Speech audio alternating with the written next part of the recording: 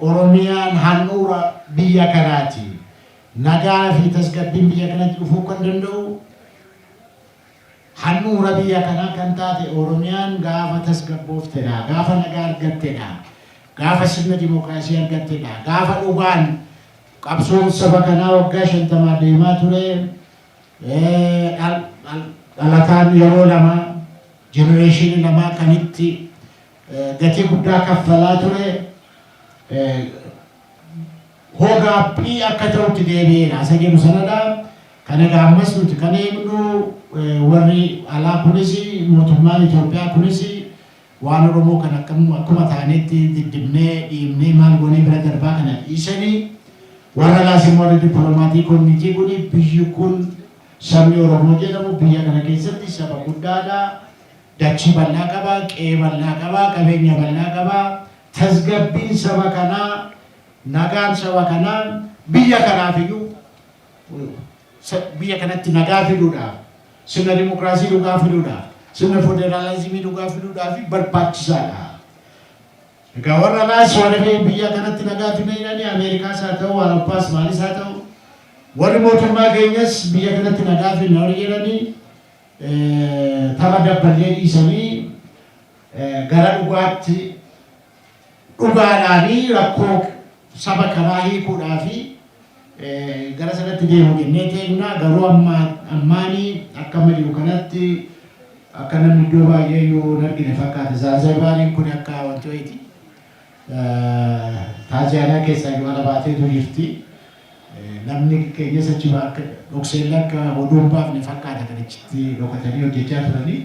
Kanas ta'u sana sabni keenya nagaa eegaa jira.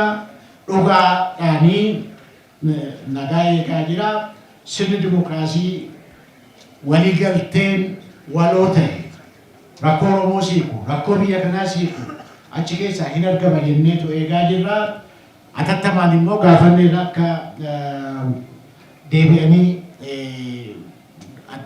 waliigaltee kanatti dubbii kanatti marii kanatti akka deebi'anii mariin kunis immoo gaaffii saba Oromoo waggaa 50 jenereeshinii lama sadii hootinaa jenereeshinii lama dhiigaan gatiin guddaatti kaffalame sabni keenya itti miidhame, itti dararame, itti buqqa'ee, itti biyyaa ba'ee akka deebisutti itti deemu jennee akka itti deemanis gaafachaa mootummaa walaa fakkaatus sirna hundi keenya qabsaa'aan Oromoo sabni Oromoo itti fudhachuu danda'u sirna dimookiraasiis immoo karaatti deebi'ee karaa argachuu danda'u. Borus kana keessaa hammoonatti waggaa 50 dimookiraasiin dhalachuu didee wayiin gatatee nu rakkisaa ture.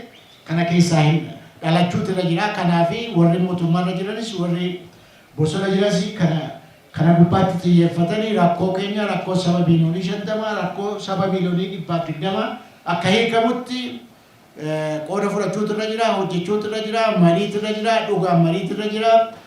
Biyya kana balleessanii baduun irra jiru hunduu kana gubbaatti xiyyeeffachuun irra jira. Hamma dandeenyetti nuti karaa keenyadhaa hubannoo nuti alaa fagoodha hubannu kanadha. Isaanis egaa boonu dhagaanii warri mootummaarra jiranis warra bosona jiranis akka nu dhagaan barbaannaa. Waan hin taane garuu waan qabatamaan taane garuu qaamni akka ta'utti